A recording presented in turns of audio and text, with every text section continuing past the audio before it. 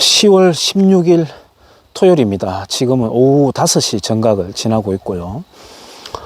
저는 지금 한반도의 남한 거의 정중간에 위치한 깊은 숲속에 들어와 있습니다. 그리고 최첨단 촬영 장비인 고무밴드를 가지고 삼각대를 저기 소나무에 묶어 놓고 촬영을 하고 있습니다.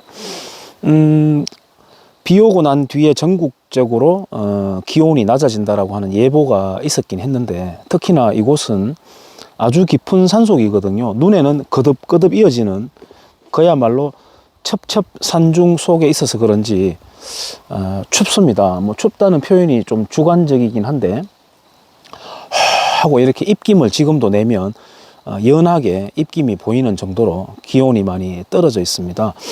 두꺼운 옷을 몇 개 가져오긴 했는데도 벌써 겨울 맛이 좀 난다고 할까요?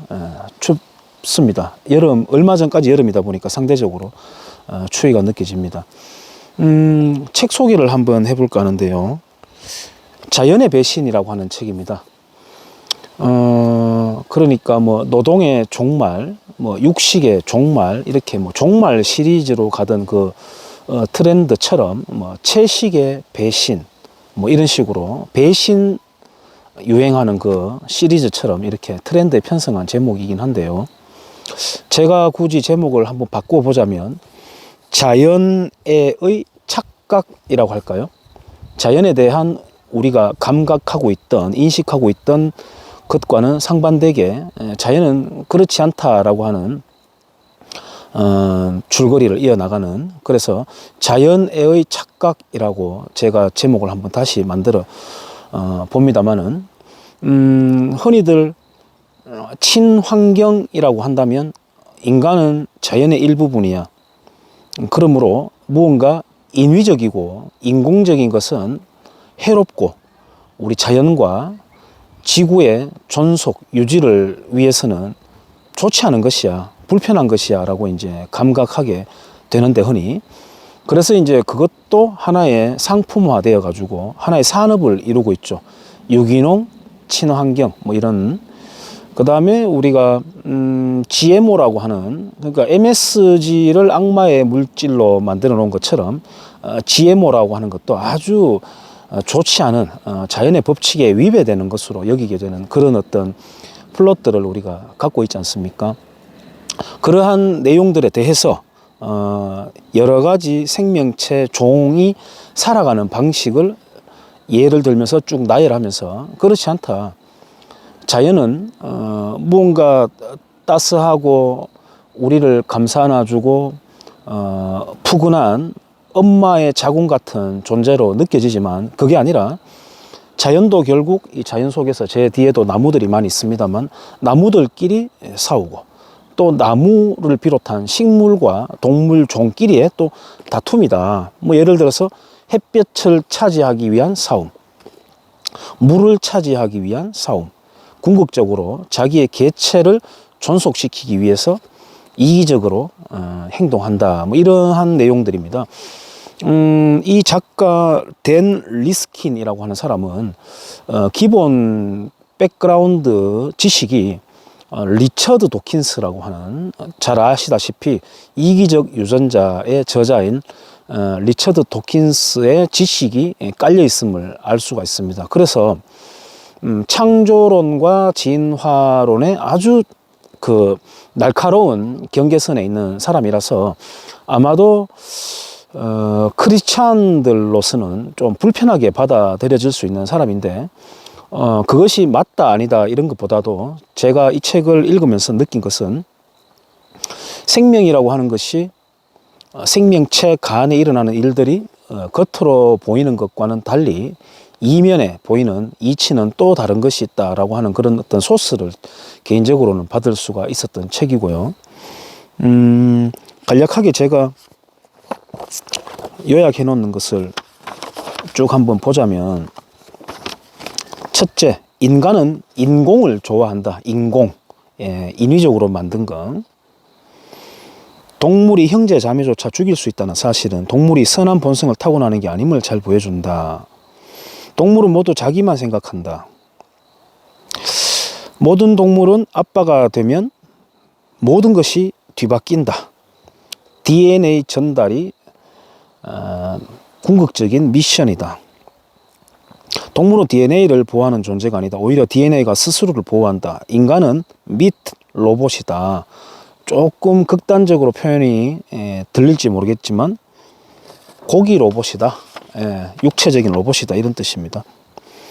그 다음에 무슨 개구리 이야기, 클론 복제보다 유성 생식이 다양한 환경에 적응할 개체를 낳는다는 이야기,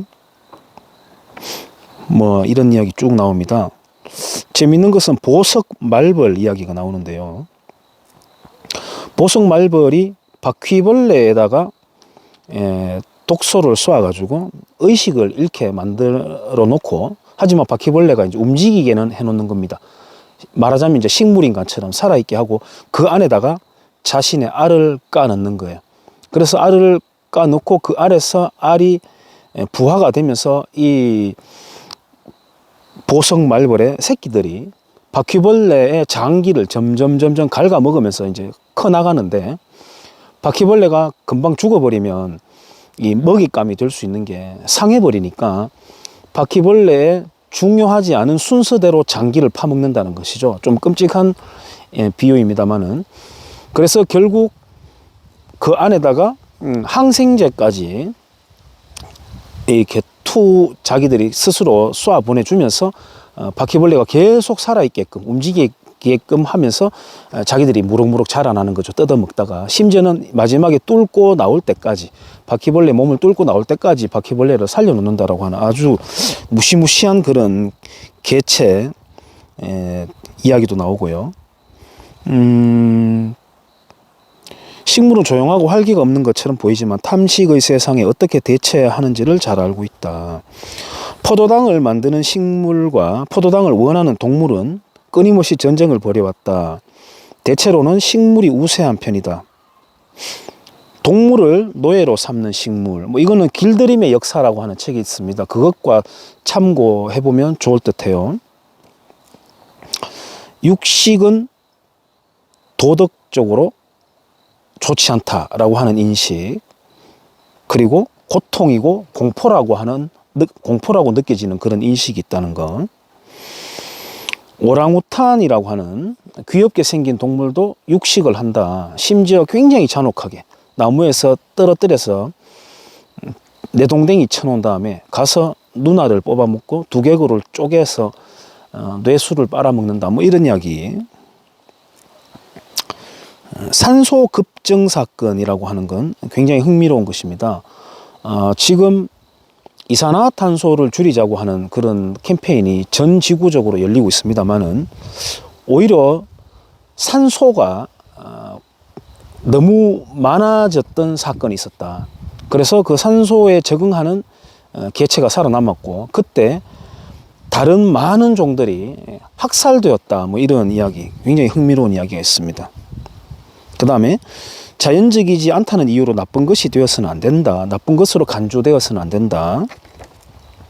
지금까지 교배해서 개량한 동식물은 모두 유전적으로 변형된 것이다. 우리가 지금 유행처럼 끌고 다니는 강아지들 모두가 늑대에서 인간이 필요에 따라서 귀엽게 어떤 기능에 따라서 목적에 따라서 변형시켜 온 것이다라는 것. 굉장히 저는 이게 핵심이라고 보는데요. 자연을 아끼는 다른 훌륭한 방법은 과학을 지원하는 것이다 라고 이야기하고 있습니다. 이 책의 마지막에서 저자는 그렇지만 우리가 인간의 이성을 믿어서는 안 된다. 예를 들어서 고프 섬이라고 하는 곳에 갈매기만이 서식을 하고 있었는데, 거기에 인간이 생쥐를 떨어놨는데 이 생쥐들이 갈매기의 알을 훔쳐먹고 갈매기를 공격하고 급기야 생쥐끼리도 영역 다툼을 하면서, 그것이 말하자면 공유지의 비극 또는 공공자원의 비극이 일어나 버렸다. 그래서 인간도 그러할 충분히 공산이 있기 때문에 우리가 제어해야 된다, 이런 이야기를 하고, 마지막에서는 인구 증가를 걱정하고 있습니다. 인구 증가를 걱정하는데, 여기서는 제가 조금 동의하기 어려웠던 게, 인구 증가 같은 경우에는 멜서스의 이론이었죠. 그렇지만은 지금은 오히려 어떻습니까? 생산 가능 인구의 감소, 출산율의 감소를 우리가 걱정하고 있지 않습니까? 그리고 인류는 지금 정치적인 문제로 뭐 굶어 죽는다거나 이런 일이 있을 뿐이지 인류는 식량 문제를 지금 완전히 해결했다, 이렇게 보거든요.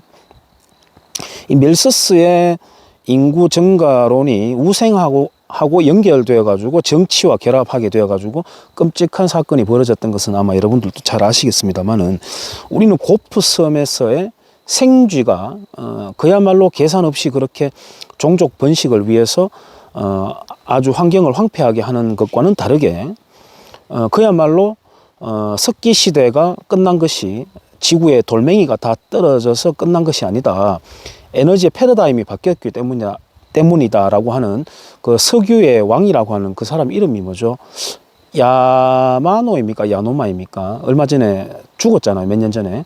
그 사람의 말처럼 인간은 변경을 깨뜨리고 프론티어를 지향하는 존재다라고 하는 저는 믿음을 갖고 있습니다. 그래서 마지막 부분에서는 저하고 좀 생각이 다른 주장을 하고 있는 책이긴 한데요.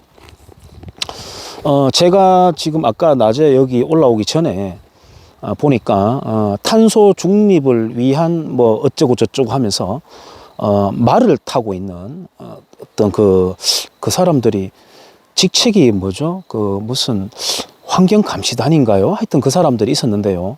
그 말 엉덩짝에다가 딱 보니까 그 탄소 중립을 위해서 뭐 이런 캐치프레이즈가 붙어 있었는데, 그러면서 말을 기른다는 건 코미디죠. 말은 식물을 먹어 없애는 존재인데 식물이 많아야 탄소 중립이 가능하지 않겠습니까? 그래서 그런 말 자체가, 캠페인 자체가 말이 안 맞다는 것을 알 수가 있고, 자연 친화적이다, 자연이 좋다라고 하는 사람들이 가만히 보면은 굉장히 인공을 좋아한다는 것을 우리가 알 수 있어요. 뭐 꼭 그런 사람들을 예외로 놓고 보지 않더라도 모든 인류가 보면, 우리가 아파트 같은 경우에도 마찬가지인 게, 아파트를 되게 좋아하지 않습니까? 그렇게 하니까 이렇게 집값도 많이 올라가고, 물론 부동산 정책을 지금 잘못해서인 결과도 있습니다만은, 아파트를 분양할 때 그 집에 입주를 딱 했을 때 집이 균열이 생겨가지고 물이 조금 들어온다. 그 물은 빗물이고 자연의 결과물이잖아요. 근데 그 물 들어오면 난리가 나죠. 소송을 걸고 집이 잘못 지어졌느니. 그 다음에 예를 들어서 자연 속에서 어떤 주택을 지었을 때도 밑에서 올라오는 습기, 그리고 추운 냉기를 막기 위해서 끊임없이 인공물을 채워가지고 차단을 합니다. 거기에 만약에 균열이 가가지고 흙이라도 조금 들어오면은, 아, 이거 큰일 났다, 막아야 된다라고 막 호들갑을 떨 정도로 빗물이 들어오는 거 막으려고 하고, 한기가 들어오는 거 막으려고 하고, 습기가 들어오는 것을 막으려고 합니다. 그렇게 우리는 반자연적으로, 끊임없이 반자연적으로 인공을 좋아하면서도 계속해서 자연을 동경한다라고 이제 이야기합니다. 그게 아마 인간의 어떤, 글쎄요, 본질적인 한계지 않을까 이런 생각도 합니다만, 캠핑을 가서도 보면은, 저도 지금 캠핑 의자를 이렇게 갖고 있습니다만, 캠핑을 가서도 계속해서 인공적인 걸 놓고, 또 뭔가 전구를 달아놓고 감성 전구다 이렇게 하고, 그건 자연의 불빛이 아니거든요. 자연의 불빛을 보고 감성을 느끼는 게 아니거든요. 그리고 거기에서 뭔가를, 음식을 꺼내서 먹으면서 우리는 여기서 이걸 먹지롱 하고 이제 내세우는 걸 보면 다 인공적으로 만들어지고 가공된 것을 먹고 있는 것을 우리가 볼 수가 있습니다. 흔한 예로 지금 마트에서 잘 다듬어진 생선, 뭐 전복, 뭐 해산물 통틀어서, 그 다음에 농산물 같은 경우에도 직접 감자라도 캐보면 그게 얼마나 흙덩어리에 붙어 있는 것을 알 수가 있는데, 그걸 그대로 갖다 놓으면 사람들이 손질하기가 상당히 어렵죠. 그래서 최대한 흙을 털어내고 최대한 손질해서 먹기 좋게끔 해놓는 것을 우리가 선호를 합니다. 어떻게 보면은 인간은 인간의 위선이라고 할까요? 이중성이라고 할까요? 그것은 인간이 갖고 있는 태생적인 본질이다, 뭐 이렇게 생각될 정도로 좀 이중적인 면모를 우리가 볼 수가 있습니다. 그래서 어느 것이 나쁘다, 어느 것이 좋다라고 이렇게 딱 재단을 해가지고 이분법적으로 하기보다는 절충하면서 또 이렇게 하는 것이 이런 결과를 낳는다라고 하는 표면적으로 감각하는 것이 아니라 내력은 이렇게 되는 것이다라고 하는 것을 조금 더 통찰하고, 그 다음에 인류사의 긴 시간의 흐름으로 볼 때 정말 CO2가 그렇게 나쁜 것이냐. 아까 말씀드렸듯이 산소가 폭발적으로 증가하면서 일어났던 대학살 사건도 있었던 것이다.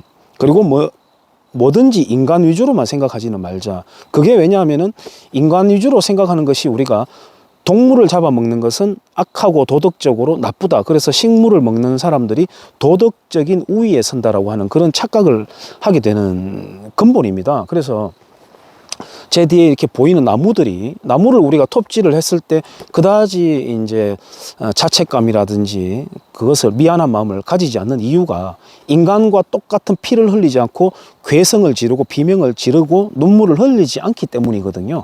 우리가 흔히 먹는 밥알도 마찬가지입니다. 그게 벼의 악이 아니겠습니까? 예, 그러므로 그것은 데쳐 먹고 볶아 먹고 지져 먹고 썰어 먹고 갈아 먹고 다 하면서 유독 동물에게만 측은지심을 느낀다. 그것은 결국 인간과 닮은 꼴에 대해서 우리가 감정의 동요, 동화를 일으키기 때문이다라고 하는 그런 것들도 한번 생각해 보면 어떨까 하는 생각입니다. 지금 보면은 예를 들어서 개발은 나쁘다, 뭐 터널을 뚫지 말자, 댐을 만들지 말자, 그대로 놔둬라, 물은 다 빼버려라, 이렇게 하는 사람들이 보면은 밀양송전탑을 반대하고, 그 사람들이요 보면은 폐미운동하고도 일부분 교집합되고요, 성주 소성리에 가서 선동해서 사드 물자 반입을 막고 있는 사람들과도 교집합되는 부분들이 많고요. 뭐 그게 종교적으로 보자면 천주교 정의구현 사제단, 가톨릭은 조금 근본적으로 그런 친화성을 갖고 있는 것을 볼 수가 있고요. 그 다음에 무슨 학자들로 보자면 성공회대 같은 그런 사람들, 그 다음에 원불교 단체들, 일부 승려들, 그 다음에 일부 기독교 목회자들도 그런 친화성을 보입니다만은, 그 사람들이 이제 제주 해군 기지도 반대하고 그런 사람들과도 상당히 그렇게 친화적이고 교집합되는 것을 우리가 볼 수 있어요. 지금 청년들, 젊은 사람들이 뭐 환경운동 하면서 탄소를 막아야 된다라고 하면서 한번 하는 거 한번 보세요.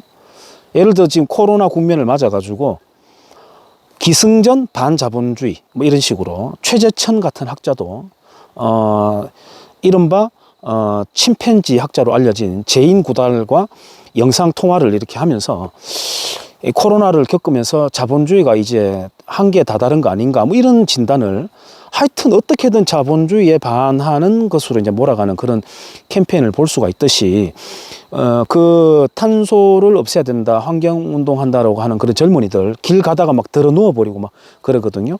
걔네들도 보면은 결국은 산업은 나쁜 것이다, 개발은 나쁜 것이다, 자본주의를 없애야 된다, 뭐 이런 식으로, 그리고 대한민국 체제를 부정하는 세력들과도 연계되는 것을 우리가 볼 수가 있습니다. 그래서 거기에 보면은 핵심 선동 코어들이 있긴 하겠습니다만 대체로 착한 사람들이 거기에 많이 낚여 있음을 알 수가 있습니다. 공부하고 조금 더 통찰하다 보면은 그것이 너무나도 근시안적이고 지연 말단적이고 학습 부재에서 오는 것이라는 것을 알 수가 있고, 결국 그게, 글쎄요, 이건 너무 극단적으로 제가 몰아가는 것 같이 들릴 수도 있겠습니다만 종북주의자들과도 많이 연결되어 있는 걸 볼 수가 있어요. 예를 들어서 박원순 씨가 생태주의를 굉장히 이제 강조를 하고 막 그런 활동을 했잖아요. 그게 미국에서 보자면 미국의 생태 좌익이라고 할까요? 머레이 북친이라고 하는 그런 사람이 있습니다.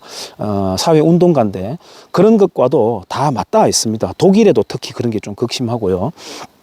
어떻게 보면 원시 공산 사회의 그리움이라고 할까요?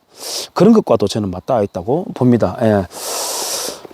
자연의 배신이라고 하는 책을 첩첩산중에 들어와서 조금 춥습니다. 지금 추운데 한번 여기에서 책 소개를 한번 해봤습니다. 감사합니다.